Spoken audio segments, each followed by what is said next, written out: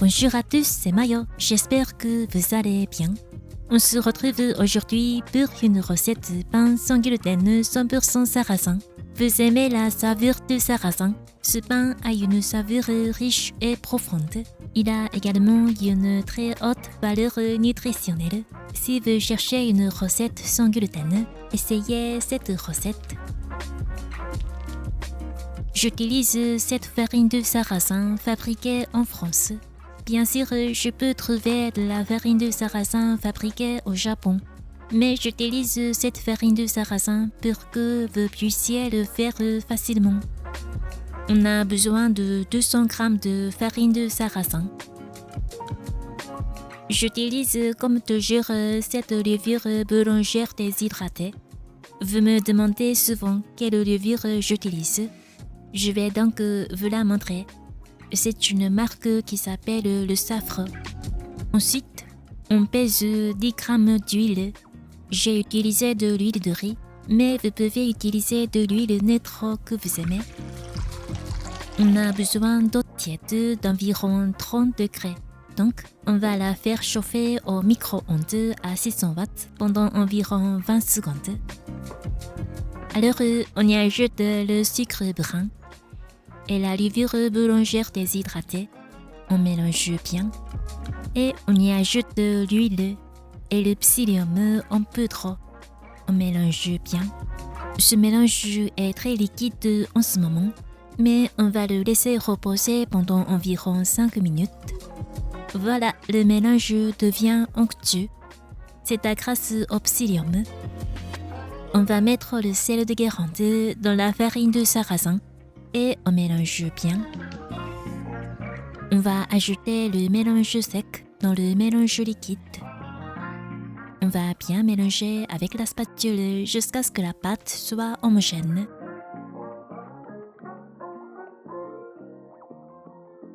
On va recouvrir la pâte avec du film alimentaire et on va marquer la hauteur de la pâte pour vérifier le degré de fermentation. On va la laisser lever à température ambiante pendant 40 minutes. Regardez, la pâte a gonflé un peu. On va la mettre sur le plan de travail fariné. La pâte est un peu collante, donc on va saupoudrer la surface de farine. Ce pain est sans gluten, donc j'utilise de la farine de riz ici. Bien sûr, vous pouvez utiliser de la farine de sarrasin. Si c'est difficile de façonner à cause de la pâte collante, n'hésitez pas à mettre de la farine. On va aplatir la pâte un peu et on va la plier aux 2/3. L'autre côté aussi, on fait pareil. Ensuite, on va changer le sens de la pâte et on va la plier comme ceci. On va la laisser reposer à température ambiante pendant 15 minutes. Pendant ce temps, on va préparer un panier qui s'appelle banneton. On l'utilise pour façonner et lever la pâte à pain. On va mettre de la farine à l'intérieur comme ceci.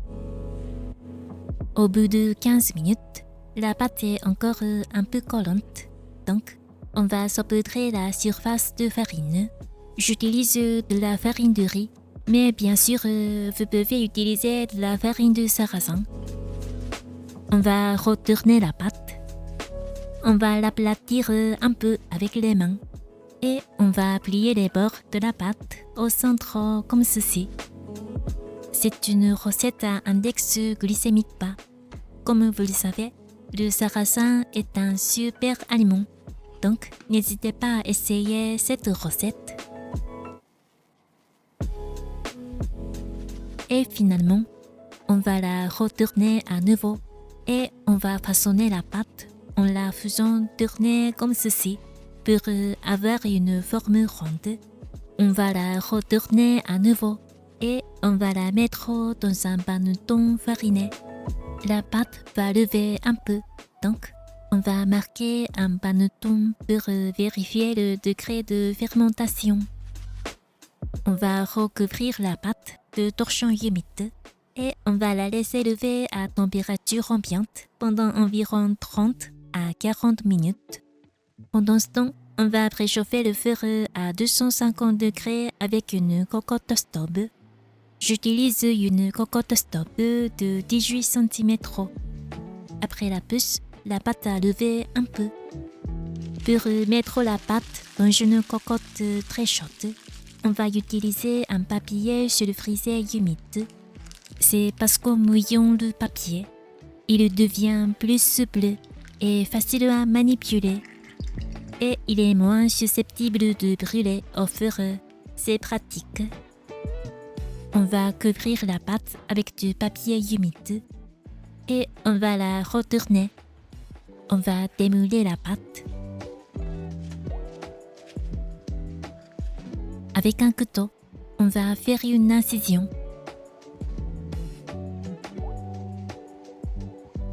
En ouvrant légèrement les bords, la forme devient plus belle. On va ajouter un peu d'huile dans cette incision pour éviter la sécheresse et faciliter l'ouverture de la coupe. C'est une petite astuce. Et on va mettre la pâte dans une cocotte très chaude. C'est très chaud, donc faites attention. On va vaporiser de l'eau sur la surface pour avoir une croûte croustillante. On va la mettre au four préchauffé à 250 degrés pendant 20 minutes. Au bout de 20 minutes, on va sortir le pain de la cocotte et on va le faire cuire encore pendant 10 à 15 minutes à 250 degrés pour qu'il soit plus croustillant. Voilà, c'est parfait. C'est bien cuit. L'extérieur est croustillant. Ça sent super bon. J'adore le goût du sarrasin. C'est très bon et c'est bien nutritif. Regardez, l'intérieur est très moelleux. J'ai fait de la soupe de potiron.